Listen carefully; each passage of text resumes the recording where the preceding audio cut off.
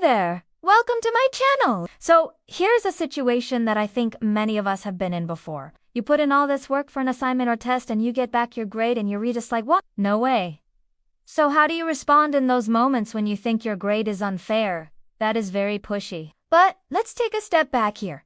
What was the assignment prompt? Well, we don't know. Maybe the prompt said something like, write a 249-word essay about the causes of World War II. Here they say, I did not realize that my paper had actually contained errors until after I submitted it. Okay, so is this an issue? Should the professor change this student's grades so they don't feel left out? Of course not. Just because all the other students got high grades doesn't mean that this student should get a high grade.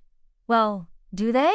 Is the goal of college to simply give students good grades for doing a little bit of work? And that's fine. I'm not telling you to never leave comments. I'm just saying that in some cases, it won't really help. You'll just end up getting into an argument with a student. Or is the goal of college to help students learn? If you did, please consider subscribing to my channel. Thanks for watching. See you next time. Well, in that case, I would tell them that I couldn't really tell them what specifically they did wrong, because I graded hundreds of these assignments, and I do want to remember what I wrote on each one. Plus, even if I did remember what I wrote on their paper, do you think that it would help for me to tell them? Well, would it help them learn? Probably not. So I wouldn't do it. Instead, I would simply tell the student, look, I can't tell you what specifically you did wrong, but I can tell you that you need to make sure that you read the assignment prompt carefully.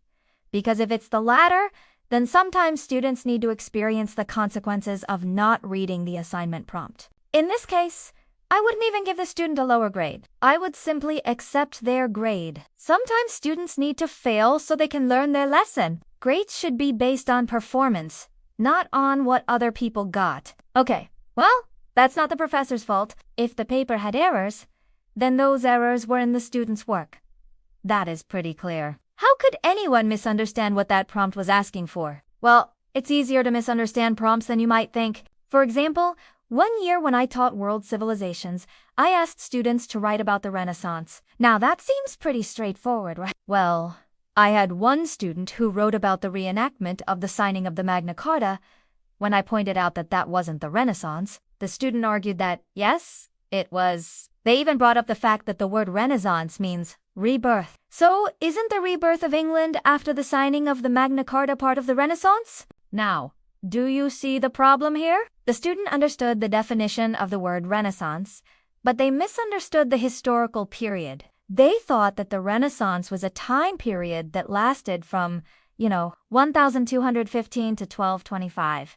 So you might be thinking, well, all you have to do is read the prompt. It's common sense. Well, sometimes students need to experience the consequences of their actions, even if it's common sense to everyone else. Then the student goes on to ask, I am wondering whether you could tell me what specifically I did wrong. Now, I would argue that they kind of already know what they did wrong. They admit it in the very first line of the email. They say, I was expecting a higher grade than what I received. They already know that they didn't receive the grade they were expecting, which implies that they know they didn't do the assignment correctly. Otherwise, why would they expect a higher grade? So this student already knows what they did wrong. They just don't want to admit it. And make sure to cite every single source that you use with a footnote.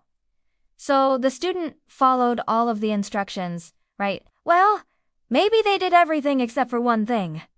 Well, the best thing to do here is nothing. Yep, that's right. This student should accept the grade. But I can hear you saying, well, they deserve to know what they did wrong. Well, do they? Let's say that they did everything right except for one thing, that their essay was actually about World War II, not the causes of World War II. Would it help for the professor to write, you didn't address the prompt in the grade comments? Well, would that really help? The student already knows what they did wrong. They just refuse to admit it. So if the professor writes, you didn't address the prompt, the student will probably just respond, but I thought I addressed the prompt. They won't take responsibility for their own actions. So what's the point of the professor writing anything in the grade comments? Maybe they didn't write about the causes of World War II. Maybe they wrote about something else. Maybe they wrote about the effects of World War II. Who knows? Because we don't have the assignment prompt. All right, so let's check out this email right here. It says, subject, Question about Grade 4 Assignment 3. Dear Professor X, I am writing to ask about the grading criteria for Assignment 3.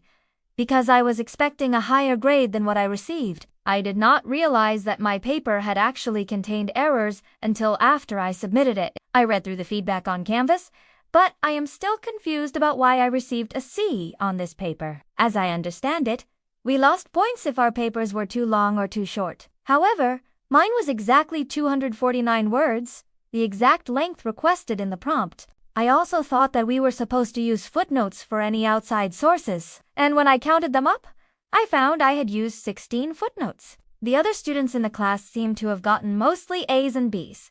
So I am wondering whether you could tell me what specifically I did wrong. Thank you for your time and consideration. Sincerely, student? Why? Now you might be thinking, wow, that is quite the email. But regardless of what the assignment prompt said, do you think this student got a fair shake? They followed all of the instructions they could find. They cited their sources. Their paper was exactly the right length. So what went wrong here? Well, from the professor's point of view, anything could have gone wrong. Maybe they didn't address the prompt, or maybe they did address the prompt, but the essay was poorly written, or maybe the essay was well written, but it lacked analysis, or maybe the essay was perfectly written with great analysis, but the paper wasn't about World War II. Who knows? There are so many possible reasons why this student could have gotten a bad grade, even if they followed all of the instructions. So now, let's look at the student's email again and pay attention to tone. This student comes across as a little bit whiny. And then finally, the student writes, the other students in the class seem to have gotten mostly A's and B's. Okay, so how should this student respond? Now, you might be thinking, oh, but the student needs to learn. Now, of course, some of you might be thinking, I always tell my students what they did wrong. Now, you might be wondering, so what if the student does come to me during office hours and ask me what they did wrong? And then you might be thinking, but the prompt said to write a 249-word essay about the causes of World War II and make sure to cite any outside sources with a footnote. So hopefully this story has helped you remember that sometimes students need to experience the consequences of not reading the assignment prompt. All right, so I hope you enjoyed this case study.